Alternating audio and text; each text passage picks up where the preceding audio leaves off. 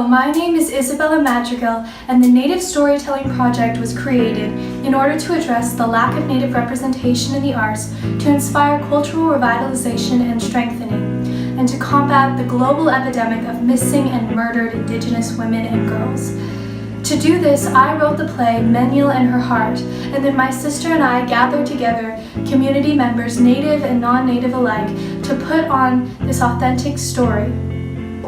We performed Menil and Her Heart to over 700 individuals. Hi, my name is Sophia Madrigal, and I work alongside my sister Isabella Madrigal in creating the production of Menil and Her Heart. I play Menil, the young Native American girl who goes missing, and my sister plays Nusun, the girl who goes through extraordinary lengths to try to save and find her sister. The story delves into Native Kauai stories, and through those stories she must decide if she wants to stay or return and help other missing and murdered Indigenous women. The story has a great lesson, and we have about 20 people in the cast. Help me find my way home. North Star, guide me as I roam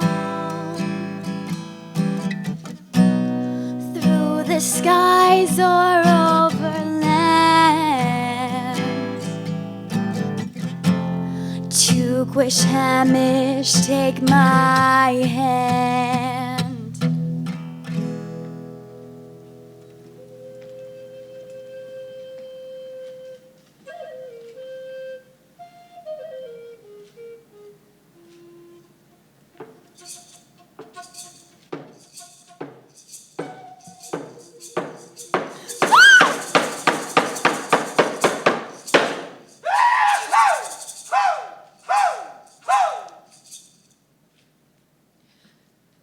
I play Nusun, Heart, in Kauai, in this rendition of the play Menil and Her Heart.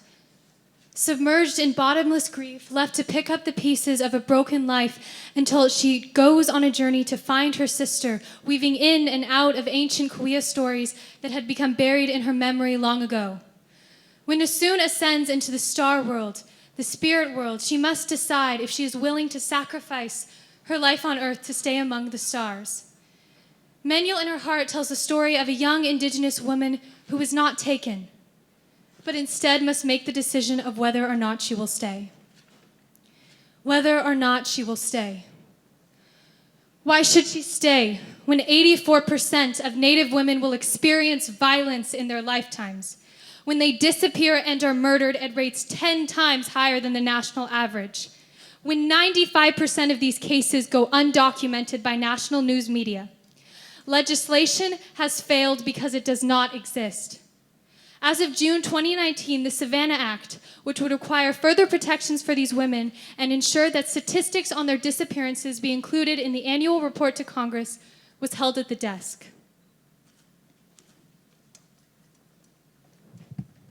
We are at a turning point, and the time for action is now. It's time to alter the national narrative. Stories hold a great power to shape the identity of a great people. They can strengthen individuals, but they can also be the unwitting tools of oppression. We have been the victims of a single story for far too long. The mainstream narrative is missing a vital piece of the Indigenous experience. It is missing our stories. No one is going to tell the stories of a missing Kauai girl. We must do it ourselves. We performed Menil and Her Heart to over 3 venues, where we went to the Redlands University, San Diego State at the Paula Indian Child Welfare Act Conference, and finally at Sherman Indian High School. This play is written for Jessica Maya Roscoe, Jojo Boswell, Savannah LaFontaine Greywind, Aisha Nightpipe, faceless names of the missing and murdered. It is for my little cousin Maya and my sister Sophia. It is for all the women who stand beside me performance after performance to fight for the stolen sisters. We don't heal by forgetting. We heal by remembering.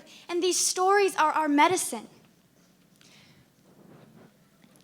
This playbill behind us shows the amount of community support that we got to put on this incredible performance. It takes a village. It takes a village to create this production. The amount of artists and mentors that we got to come and help us with our production is clearly shown in our playbill, as well as getting over $10,000 in donations for our project. And our talented cast was filled with over 20 individuals. Following each performance, we had a talk back and a survey opportunity to assess the significance and the meaning of the play, and we have compiled some of the comments made. It was really clear that our message of hope was stronger than any voice of violence or tragedy. I will be speaking at the United Nations this October at the Girls Speak Out event to advocate for missing and murdered Indigenous women and girls. Manuel and Her Heart received press attention from the Press Enterprise, the Redlands Gazette, Indian Country Today, and the Desert Sun. We were featured in an article alongside James Ramos, who is currently fighting for legislation as an assemblyman for missing and murdered Indigenous women and girls. We have been invited and agreed to 6 additional venues, including one where we will be transported and compensated for our time. The taking of our women is part of a larger taking. A taking of land, a taking of culture, a taking of stories, and a taking of voices. One of the largest genocides in history occurred on this continent, and we are still being taken today.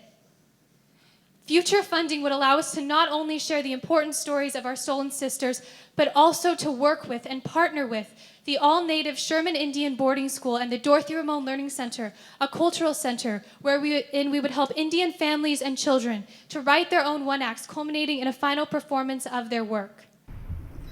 These schools are the kids that are at risk, that don't have these programs, that need programs like this. And the time for action for our Native people is now. We don't heal by forgetting. We heal by remembering.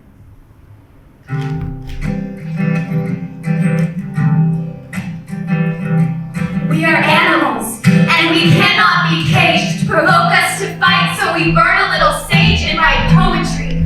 We are wiser than the enemy will ever be. The minority and authority. Are you here to protect or arrest me? I can't tolerate the hate and I'm losing sleep. Can't breathe because you're choking out a war in me. Immorality. Yeah. Love letters to God. I wonder if she reads them or if they get lost in the stars. Stars in the stars.